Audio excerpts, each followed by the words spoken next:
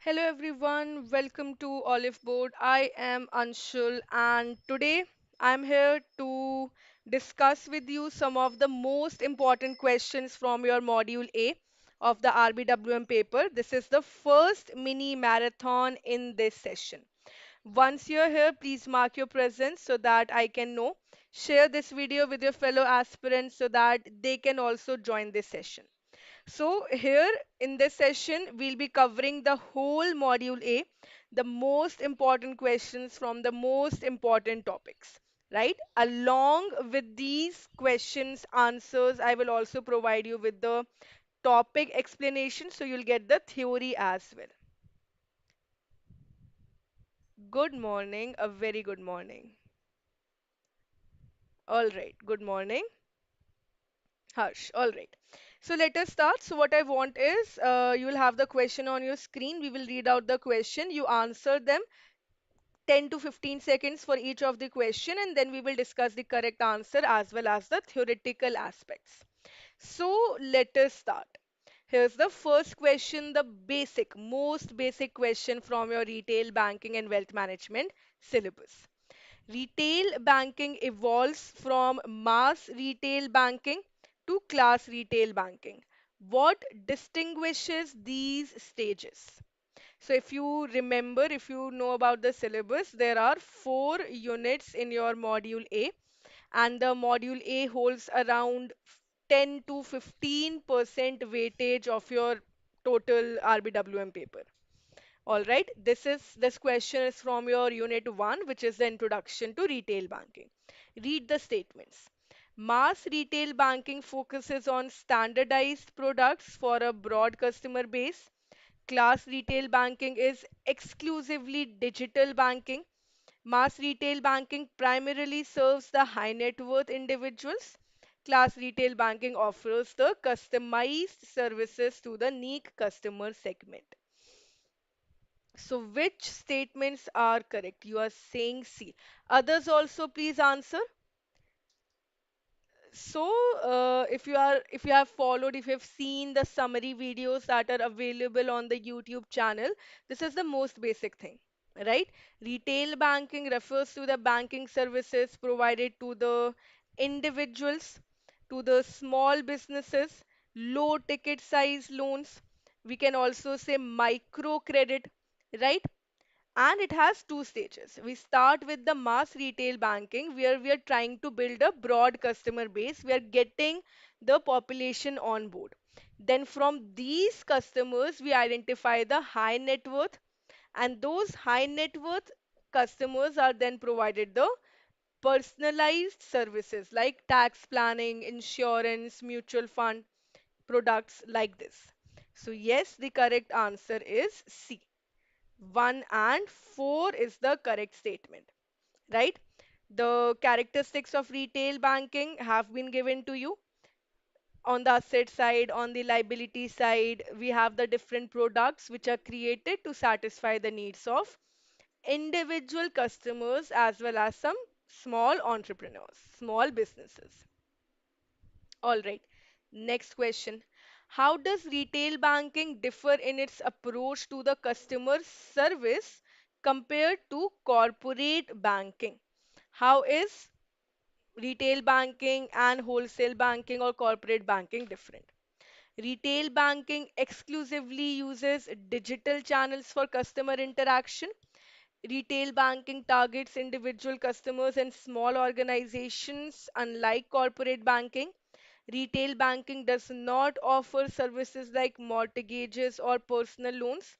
It focuses small number of clients with high value transactions. So when banking evolved in India or all around the world, we saw how the banks were mostly focusing on the corporate clients, the business clients. Standardized mass market wasn't given much attention. Later on, this customer centric approach was mostly introduced by the foreign sector banks, later by the private banks. So in India, it was introduced by banks like the Greenlace Bank, Standard Chartered Bank. Yes, today the correct characteristic of retail banking is B. right? What are the features of retail banking?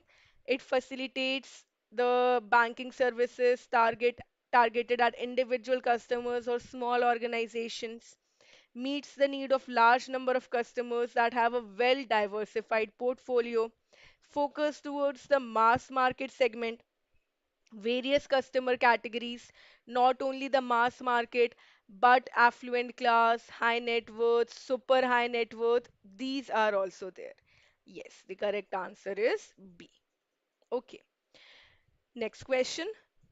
What characterizes the strategic business unit approach? This unit, the second unit of your module A, is very important, right? The business models as adopted by the banks can be either SBU, or they can be departmental, or they can be integrated.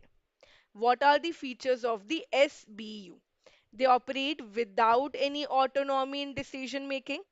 The SBUs are profit centers focusing on specific product offering and market segments. Each SBU lacks control over factors affecting its long term performance. SBUs function as autonomous divisions within the banking institution. So you are saying D. D is 2 and 4. Okay, let us understand the SBU approach. What happens? Let's say here's the bank, the main bank head office, and it is aligning its various products and services on the basis of separate verticals, right?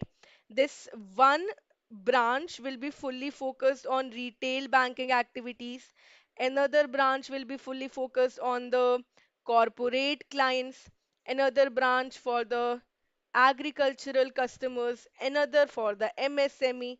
Like this, the units are divided. Each of the unit will have its own chain of command. They will have its own process, terms, the products, the methodology, the process, technology, everything. They are completely independent. The corporate branch is not going to interfere with the functioning of retail branch, right? That is the SBU. So they are profit centers, correct, and they are autonomous divisions. That is also true. The correct answer is 2 and 4, right?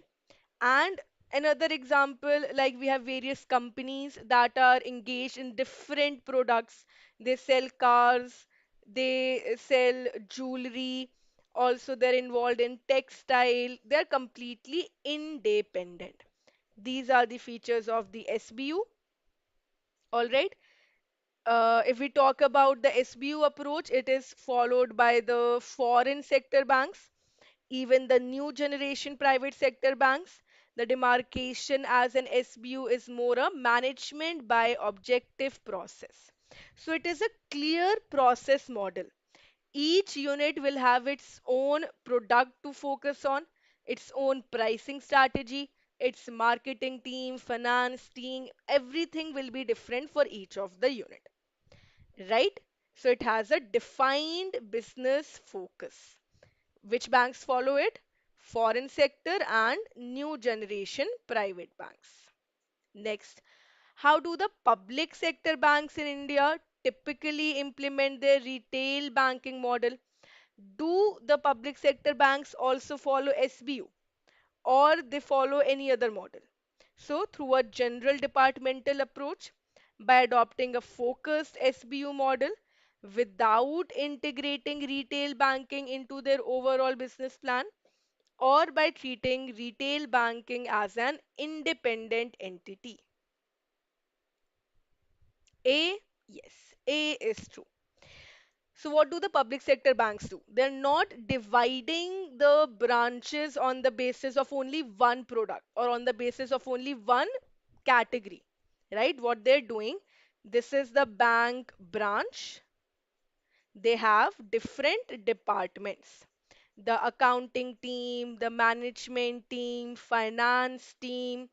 There can be the technology, who are looking after the technology implementation. Each of these department will look after retail, corporate, and other type of products as well. So we are not creating separate, distinct business units. We are just giving or assigning the roles to different teams. So we are having different departments. You are also working in banks, you will be having the different departments in which you are engaged, right? So the public sector banks have generally adopted the departmental approach as their retail banking business model. Old generation private banks somehow have a hybrid model, mostly inclined towards the departmental approach, right? Okay. Then what else? Private sector banks, they have a clear vision about their positioning. They go by SBU. They want to be in the top slot. Foreign sector banks, they do not have any positioning goal. They do not want to create an image. They purely go by business objectives. So if they think that one particular business is profitable, they will enter aggressively, and if it comes out to be if it leads to losses, they will step out. All right. Next, what is the key feature of the departmental approach in retail banking? A lack of specialized functional divisions within the organization, divisions which are based on the strategic business lines, segregation of the organizational functions into specific departments, absence of a manager and chain of command in each department. So, what is the key feature of the departmental approach? A, B, C, or D?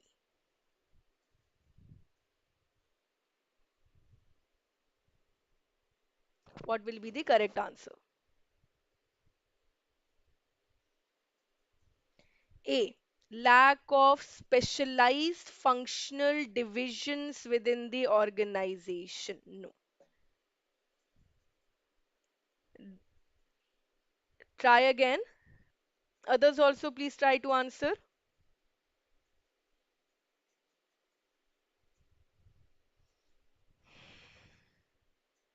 Option A is incorrect. Yes, C. Segregation of the organization functions into specific departments. Strategic business units are not created, separate units, profit centers are not created, but the organization has different specific department. The finance team will look after the finances, the marketing team will look after the marketing. There's no interdependence between them. Somehow it is. Obviously, the marketing team will have to depend upon the finance team for the funds. Other than that, each specific department will have its own role, right? So, in the departmental approach, rather than dividing on strategic or business line, then organization can be divided on the basis of functions the various teams perform. All right. It is a specialized functional approach. So, if the institute asks you which model is also known as a specialized functional approach, do not get confused. If the organization is divided into separate departments on the basis of functions or roles or responsibilities, that is the departmental approach. If the organization is divided on the basis of business line, then it is the SBU approach, right? So there are different departments in the organization. There will be accounting, marketing, finance team, planning team. Each department will have its own manager and chain of command. And the public sector banks in India generally have adopted the departmental approach. However, some large public sector banks in states or cities, in cities like Bombay, they're also using a SVO approach. All right. Next, how is the integrated approach typically adopted by the banks? The integrated approach, which is the third approach, mostly by the larger multinational banks, exclusively by the public sector banks, rarely used in the banking industry, primarily by the smaller businesses. So, how is the integrated model, integrated approach adopted by the banks?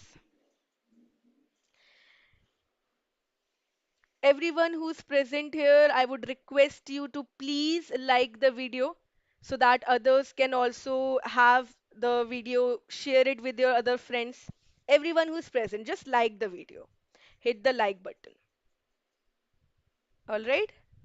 Yes. So you are saying A and D. What is the meaning of integrated? Integrated means we are not dividing the organization at all, neither on the basis of business centers nor on the basis of departmental or functional activities. Where it would be possible or where it would be viable, let's say a business has only 5 people who are running the business. All the persons are involved in all the activities and all the decision making. So mostly the integrated approach is typically adopted by the smaller businesses.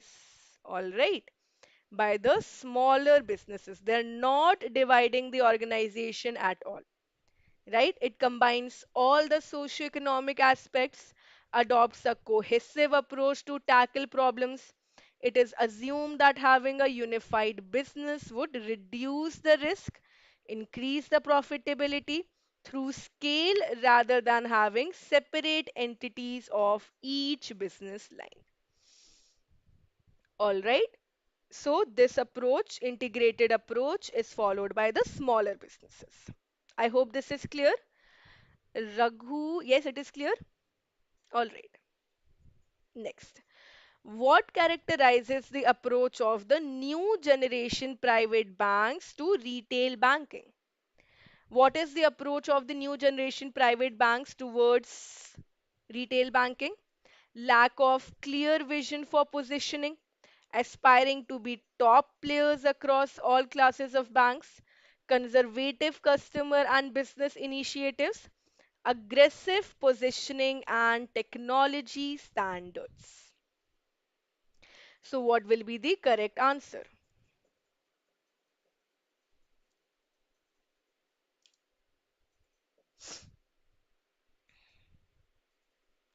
What are the new generation private banks? You're saying okay. B is 2 and 4. Aspiring the top to be top players, yes. Aggressive positioning, correct. Yes, the correct answer is B. This is the approach of the new generation private banks. They have aggressive positioning strategy. They want to be in the top players, the top slots across all classes. So they will use the best technology available. They will have the employees would be better equipped, right? Although it is a bit controversial, but they try to do so. They try to have aggressive positioning, right? Marketing, they are going to spend a lot on their marketing, a lot on creating a brand image, right? So everyone is saying B is the correct answer. Okay. How do the retail banking models of the new generation private banks differ from the old generation private banks? The new generation banks, they avoid technology based strategies. Old generation banks focus on aggressive market positioning. The new generation banks aim for top slots with aggressive strategies. Old generation banks, they align their models with their conservative business plans. So, how is the process model adopted by the old generation and the new generation private banks different?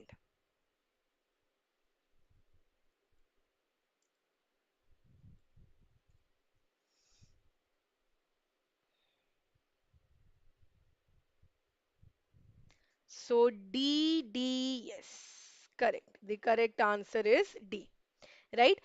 Those private banks that came into existence after the privatization era, after 1995, they are called the new private banks, the new generation banks. Before them we had the old generation banks, right? Okay, correct. The correct answer is D, 3 and 4. Hmm. Next question. What determines the choice between horizontally and vertically organized model? Try to answer this question and then I will explain these models to you. What is the basis of horizontal or vertical organization?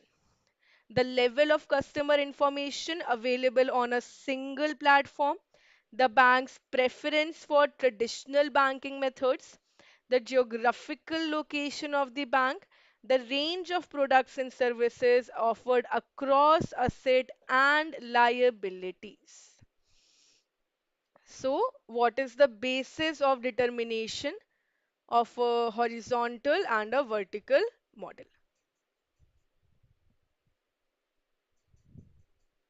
Option A is 1 and 4, option B is 2, 3 and 4, option C is 2 and 3, option D is 1, 3 and 4. You are saying A, yes, A is correct, right? So try to understand this. The level of customer information available on a single platform. If all the customer information is available on a single platform, that is, we have a centralized database which is used across products, then it is the vertical model.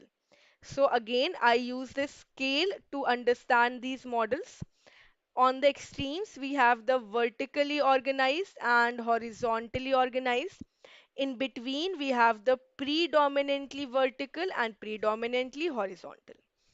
Vertically organized means when there is a centralized database, 100% customer information is shared across the product, right?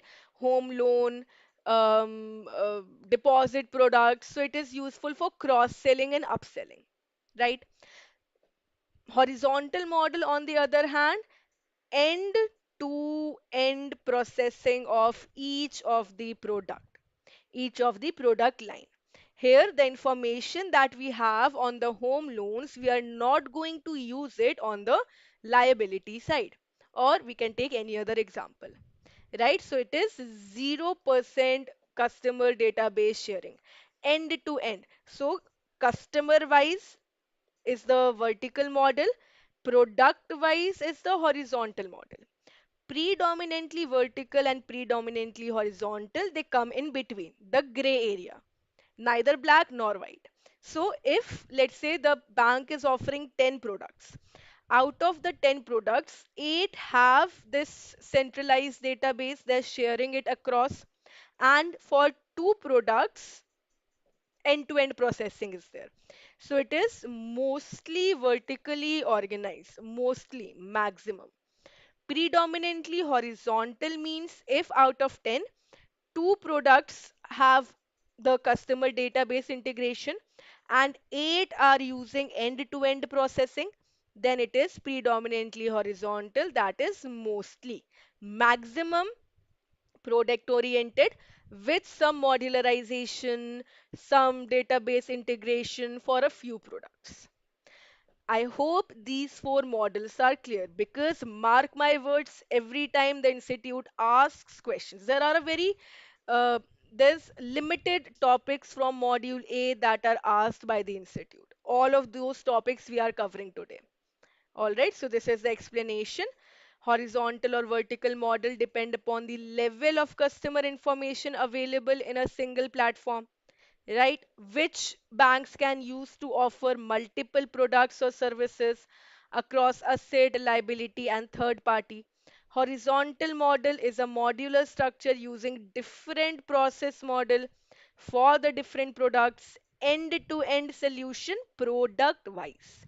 All of the terms that we are using here, make sure that you remember them. Okay, vertical model provides functionality across product. There is customer database orientation, centralized customer database across product. Predominantly horizontal, mostly product oriented. Some customer information is common. Predominantly vertical, common information is available for most of the products, with some products being end-to-end processed. All right. Which type of banks typically follow a vertically organized model? This is also a very repeated question.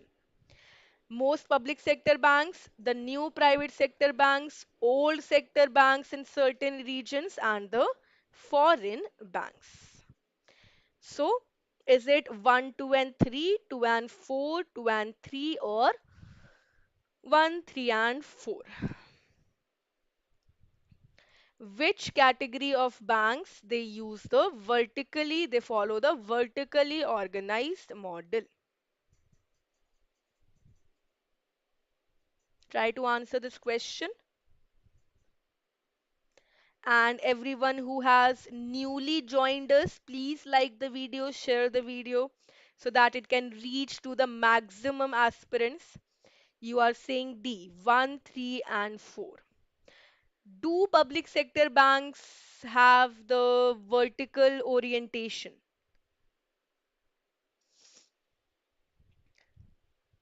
Or old private sector banks also you're saying they're using the vertical model? See, try to remember another concept. The new generation private sector banks are modern. They have the technology to integrate the customer information. Yes, the correct answer should be B, right? The old generation private sector banks or the public sector banks, they're not following the vertical model. Why? Because they're mostly traditional. They are following product wise. They want to provide modular structure to their customers. Right? Now the norms are changing, but still we are talking mostly. Right? So most public sector banks they follow the horizontally organized model. New private sector banks follow the vertical. Old private sector banks they have a mixed scenario, mostly inclined towards horizontal. We can say predominantly horizontal. And the foreign banks, they also go with the vertically organized. No, not C. The correct answer will be B. 2 and 4. All right. In most of the public sector banks, the horizontally organized model is the norm. However, in some, predominantly horizontal can also be followed. But vertical model is not there, right?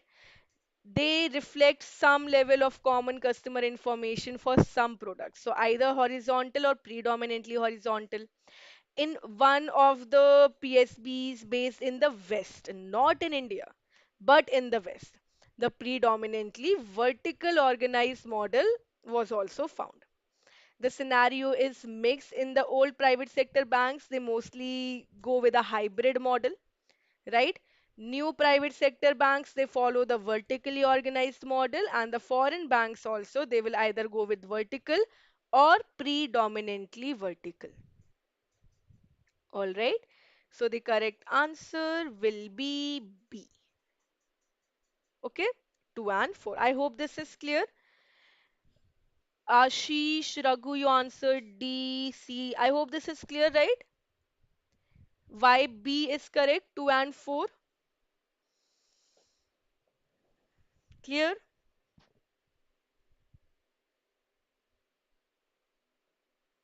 All right. Great. Next. How do foreign banks typically approach their retail asset processing? They avoid centralized processing models. They follow a stand-alone branch level processing model, mix of centralized and regional processing hubs. Centralized processing is the norm for the foreign sector banks. Apart from these horizontal and vertical model, the business approach with respect to the domains that they are targeted is also followed.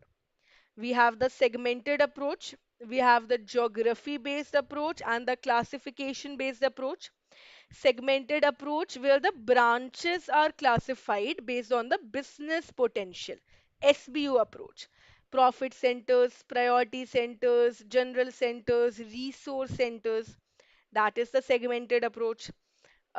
Geography based approach, the area in which the branch is working, hilly regions, desert region, rural region, not rural, that will come under the classification, right? Based on the geography, it is a geography based approach. Classification, now we are classifying the banks on the basis of strategy. So, is it a rural branch or a urban branch or a metro branch?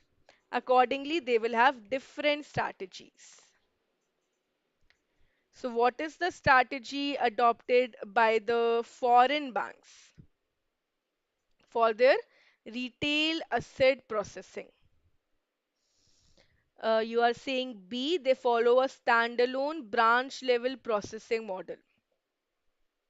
No, they actually have a centralized processing. Why? Because they do not have a very good branch penetration. Their physical presence is not there.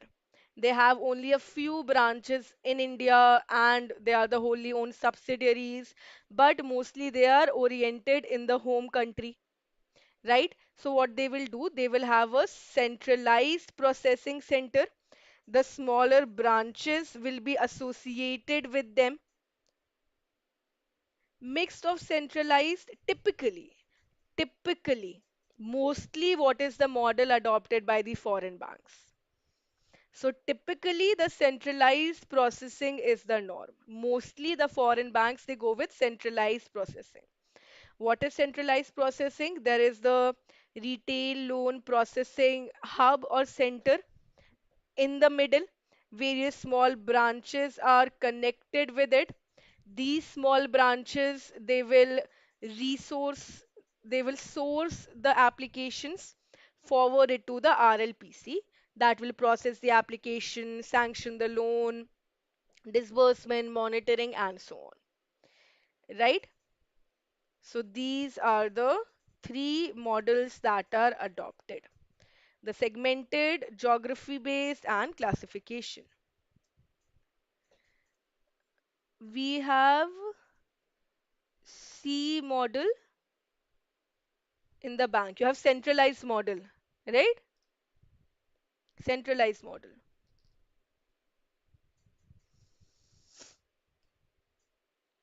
Okay.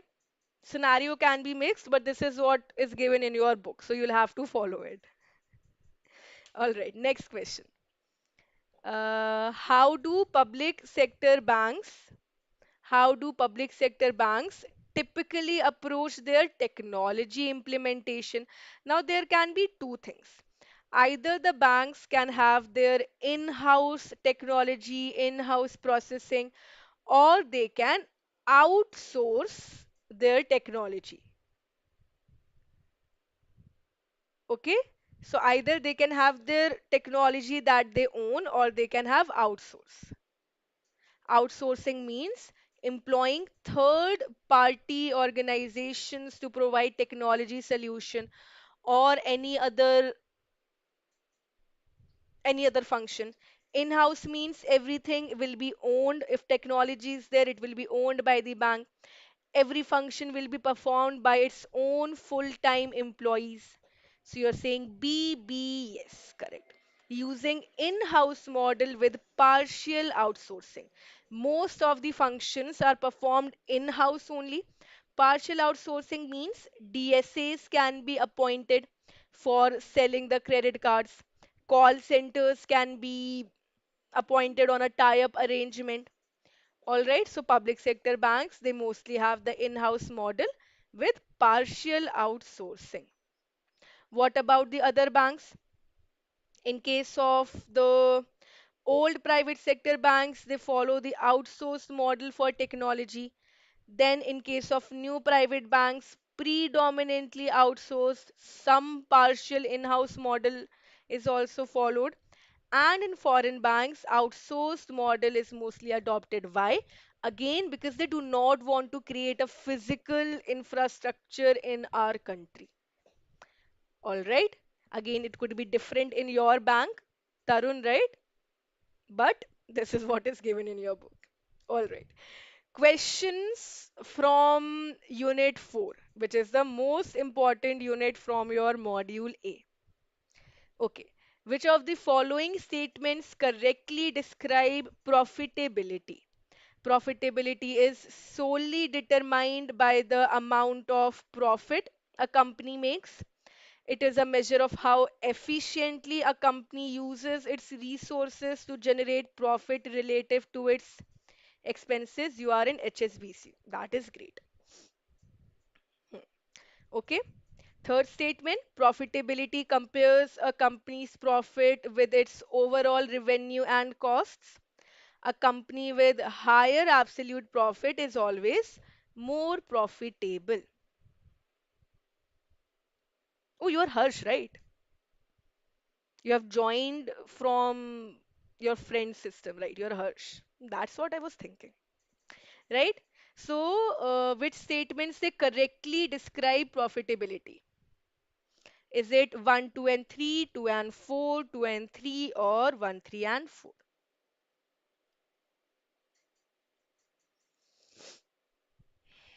What is the correct answer? Ashish C. Okay. Others also try to answer this question. C is 2 and 4.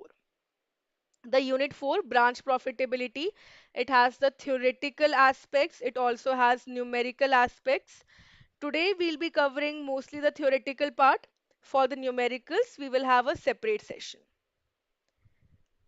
Anyone else? Do you want to try this question? Also, I'm getting answers only from 2, 3 people. Others also, please try, even if you get the answers wrong, no worries. So, yes, the correct answer is C. It is a measure of how efficiently a company uses its resources. So, basically, it is a ratio. How much expenditure am I incurring for generating a certain level of profit? Profit is simply revenue minus expenditure. Whatever is left is my profit. Profitability means if I am having an extra profit of rupees, let's say 50,000, but to generate it, I had to purchase a machinery worth rupees 70,000. So this is not profitable. Does a company with higher absolute profit is always more profitable? This will not be true, right? The profitability compares a company's profit with its overall revenue and costs. The correct answer is C, 2 and 3. Profitability is a relative measure of profit. It compares how efficiently a company is working, how well the company is doing. Profit is the absolute measure. Next, how is gross profit calculated and what does it indicate? We have three levels of profit: gross profit, operating profit, and net profit. Which of the following statements are true about our first level? Gross profit is calculated as total sales minus the cost of goods sold. It represents the efficiency of a company's production process. Gross profit indicates the profitability after deducting all the operating expenses. It is the first level of profitability measurement on an income statement. So, which statements are correct about gross profit?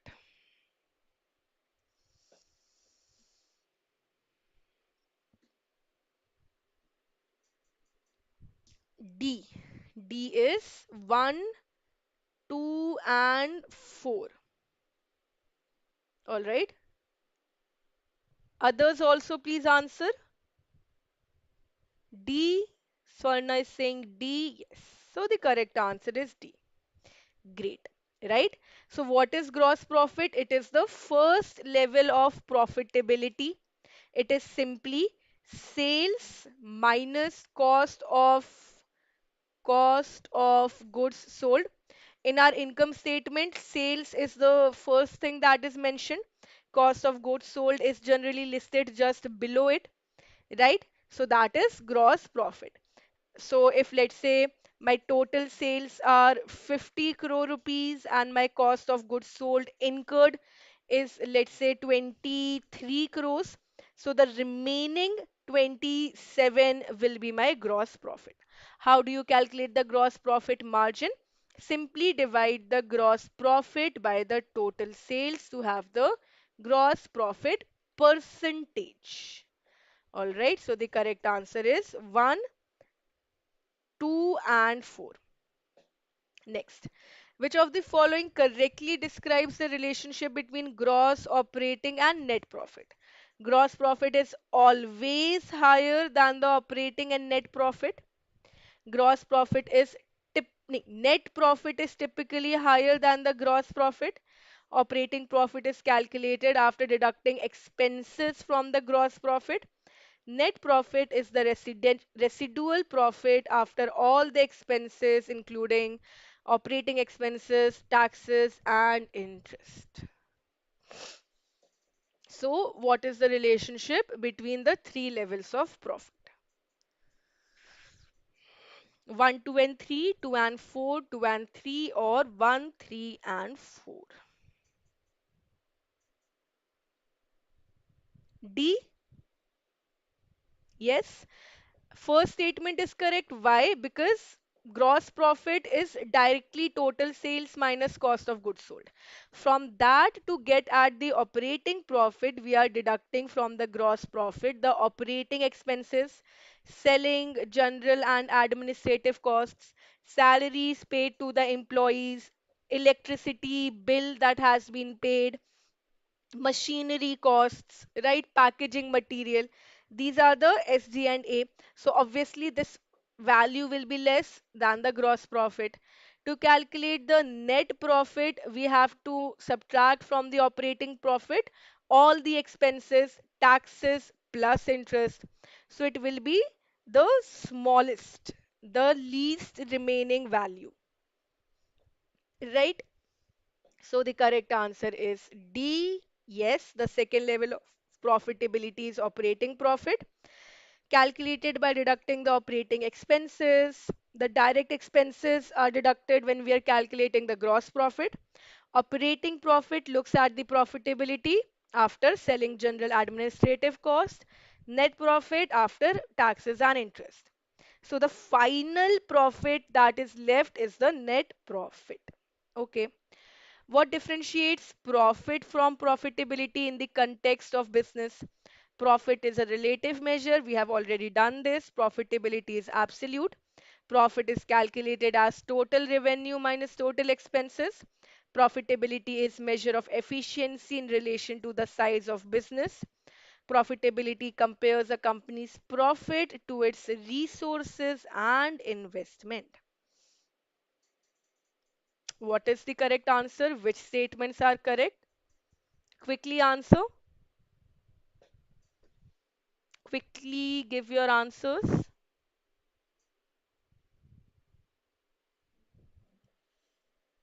Is it 1, 2, and 3, 2 and 4, 1 and 3, or 2, 3, and 4? Yes, it is 2, 3, and 4. Profit is the absolute measure and profitability is the relative measure. Profitability is comparison. No, not A, Ashish. 1 is not true. Not A. All right. Profit is absolute, profitability is relative, rest everything is correct. We have only 10 more minutes. Quickly answer. What is the difference between ROA and ROE? Just the theoretical concepts. Okay. ROA measures profitability from assets, ROE measures profitability from equity. ROA is always higher than ROE. Banks typically aim for a higher ROA than ROE. Leverage can lead to higher ROE compared to ROA. Return on assets. When we calculate the return of assets, we are taking into consideration the income spread of the bank.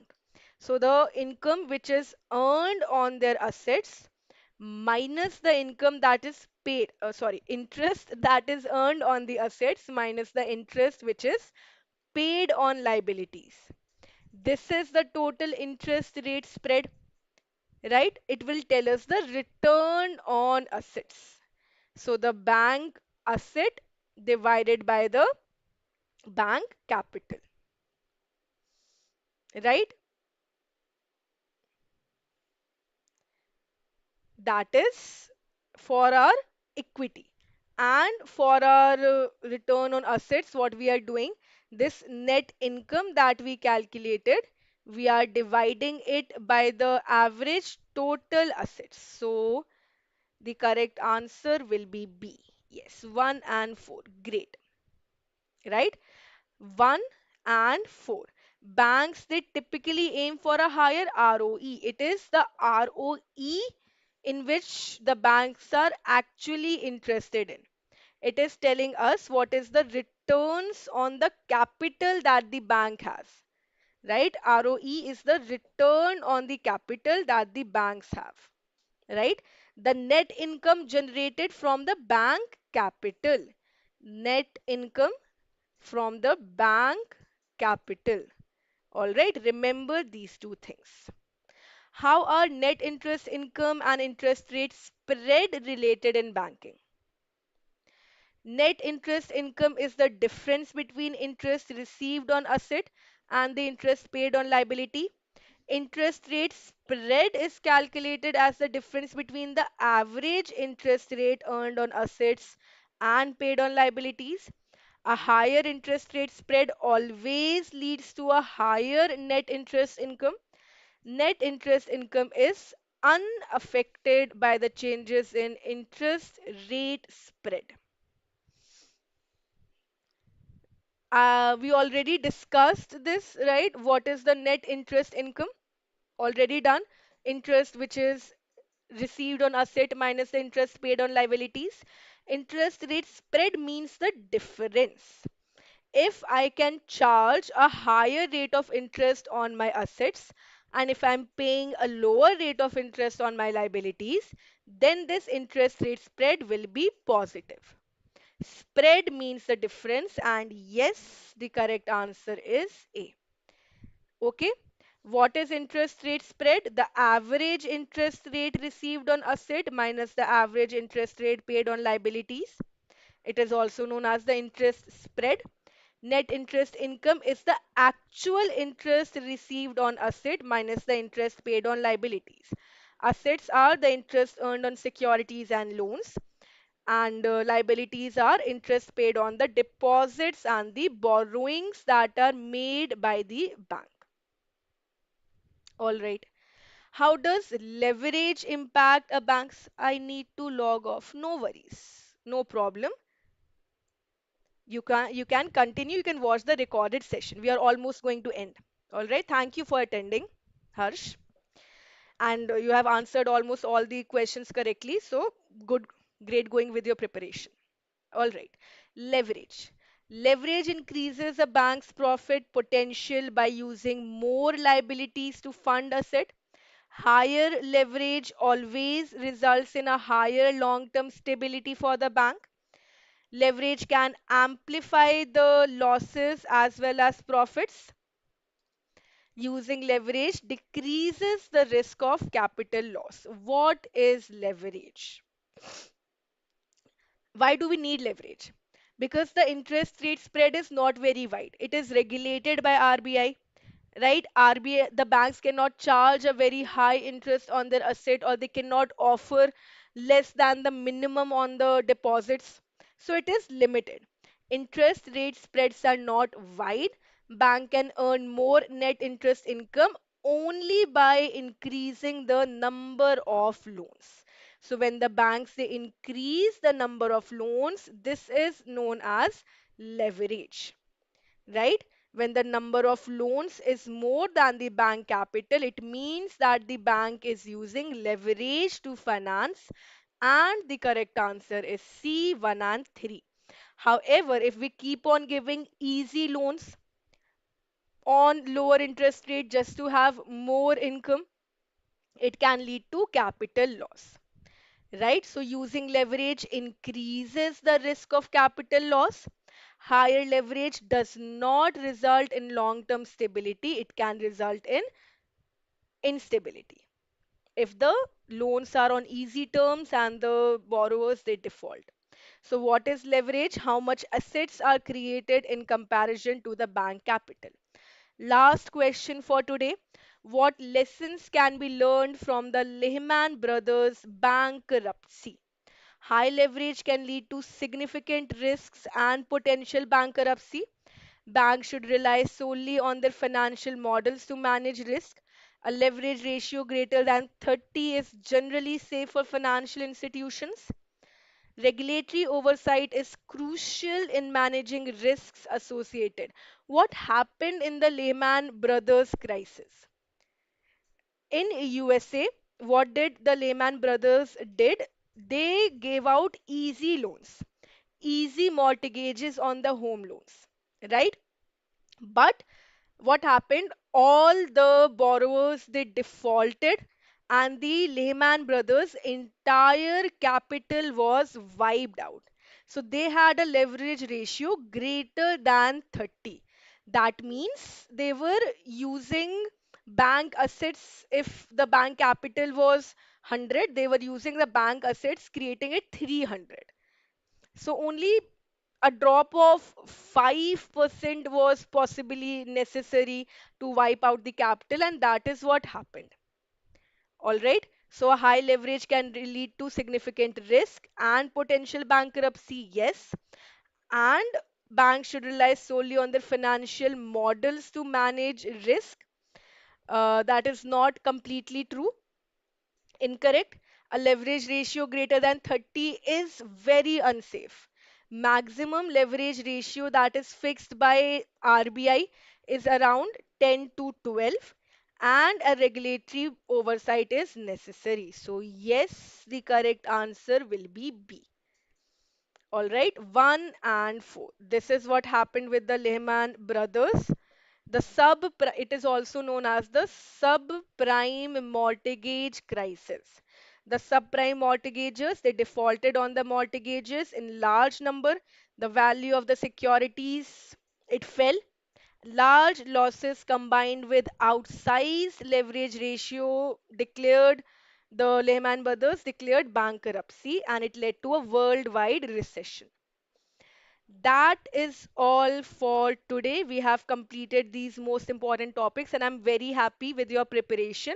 All of you, almost all the answers are correct. Great going. Just download the PDF and revise all the topics once.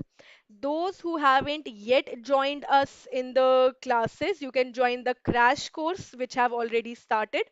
After the crash course, we will have the cracker batches in which we'll be discussing all the possible questions, right? It will cover all your papers. Medium will be in English, or simply join us in the super elite plan. All right. If you liked the video, please hit the like button, share it with your fellow aspirants. Let me know how was it. Do you want me to include anything else? Are you satisfied? Also, are you confident about your preparation? Great. All right. So, in the next session, we'll be having this mini marathon for our module B.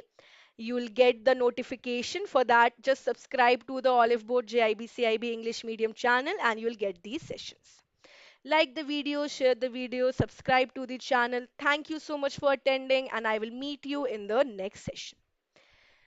Thank you. All the best. Take care. Bye bye.